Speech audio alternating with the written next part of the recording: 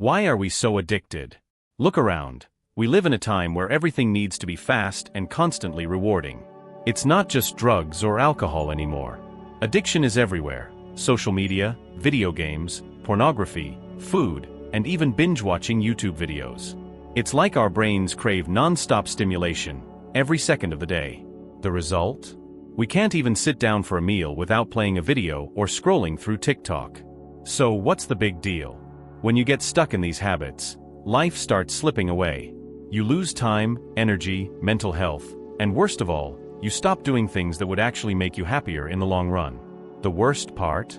Most of us have tried to quit these habits, but we always seem to end up back at day one. But don't worry. This video is here to show you how to break free. By the end, you'll understand how addiction works in your brain. Practical steps to change it for good. Lesson 1. Understand how addiction works in your brain. It all starts with dopamine. Have you heard of it? Dopamine is the neurotransmitter responsible for making you feel pleasure and motivation. When you eat chocolate, play video games, watch a fun video, or even get a like on a photo, dopamine spikes, and you feel happy, excited. But here's the catch. What goes up fast comes down just as fast. And when dopamine crashes, you feel tired, unmotivated, maybe even worthless. Over time, these quick dopamine hits make your brain adapt. You need more stimulation to feel the same pleasure. That's when addiction starts. Example: playing video games releases dopamine quickly, but reading a book? Not so much. That's why someone addicted to gaming finds reading boring. Scientific study. A study published in Nature Neuroscience found that activities like social media and video games release dopamine similarly to mild drugs, reinforcing compulsive behavior as the brain craves more easy pleasure. The cycle. High, fast dopamine peaks. Sudden crash, you feel bad. Your brain seeks more of the same to feel good again. Result? Addiction. Lesson 2. Admit you have a problem. Now, here's the first real step. Be honest with yourself. A lot of people say, I only play video games to relax. I scroll through social media just to stay updated. But if it's taking up 6 to 8 hours of your day and making you anxious or irritated, that's not relaxation anymore. It's addiction. If you've tried to stop but couldn't, that's a sign. Most people live in denial. But until you admit there's a problem, you can't improve. Take a moment today to reflect.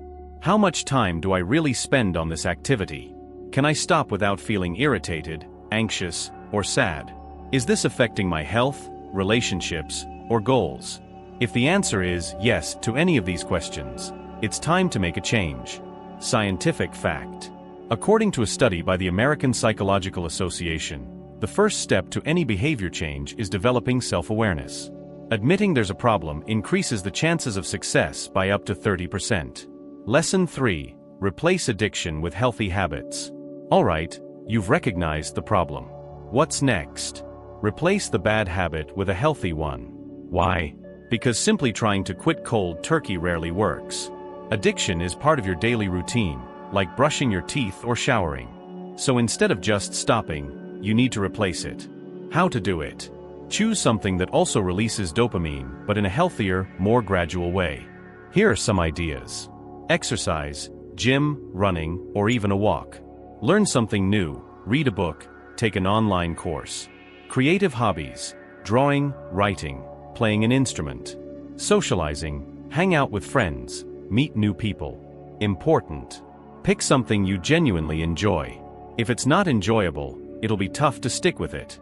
Real-life example. A study from Harvard University found that regular physical activity not only boosts mood but also helps combat addiction by releasing dopamine in a more balanced way, keeping you motivated and happy in the long term. Pro tip. You don't need to quit the addiction all at once. Gradually reduce it while increasing time spent on the new habit. Over time, the healthy activity will start to replace the addiction. Lesson 4. Find something to obsess over, in a good way. Replacing the addiction is great, but you know what can really change the game? Finding something to obsess over. That's right. When you find a goal, project, or hobby you love, your mind stays busy thinking about it. This takes up the mental space the addiction used to occupy. Practical example. Want to grow on YouTube? Set goals, brainstorm new video ideas, edit, Learn SEO. Want to get fit? Obsess over workouts, healthy eating, and learning about fitness.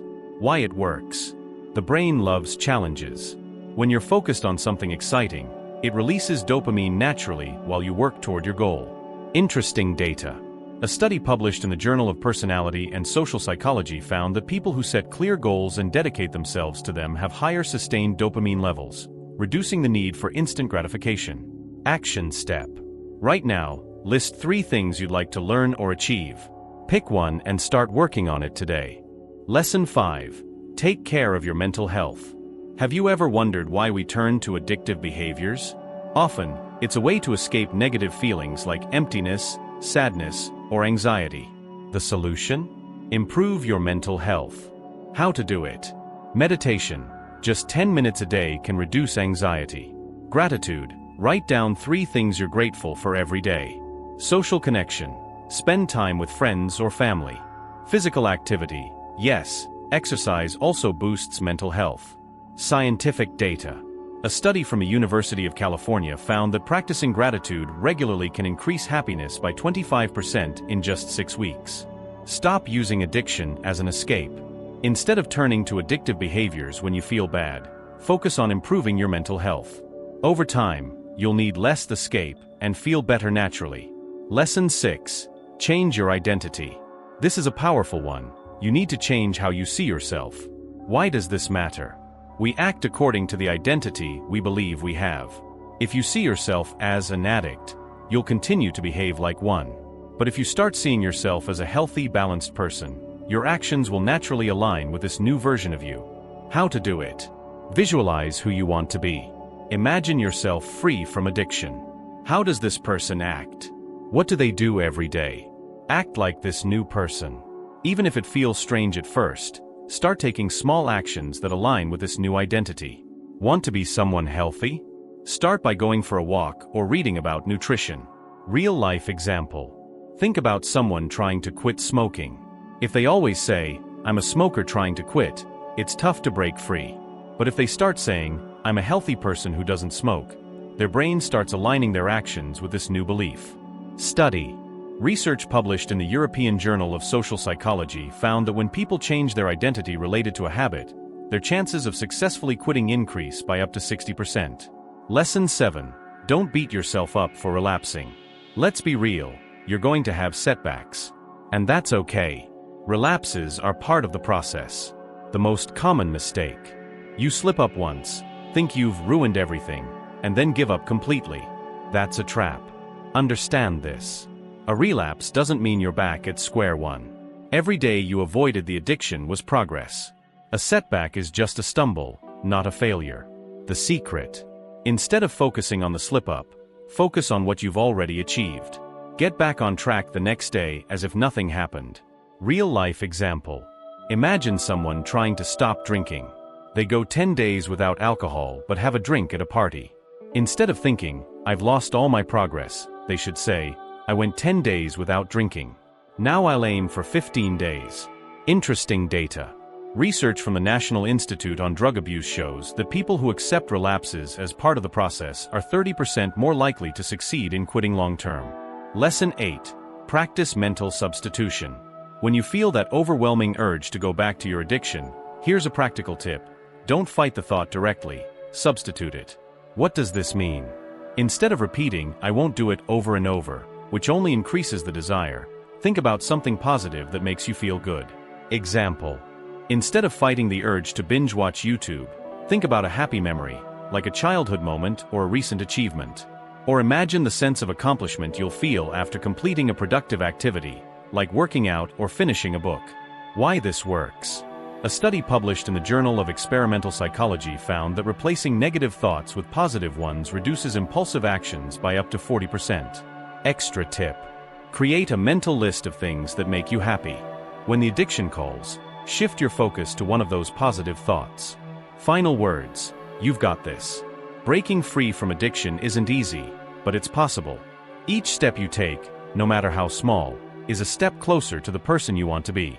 Remember, understand how addiction works in your brain. Admit the problem and take action. Replace bad habits with healthy ones. Find a positive obsession. Take care of your mental health. Change how you see yourself. Don't let setbacks stop you. Use mental substitution when cravings hit.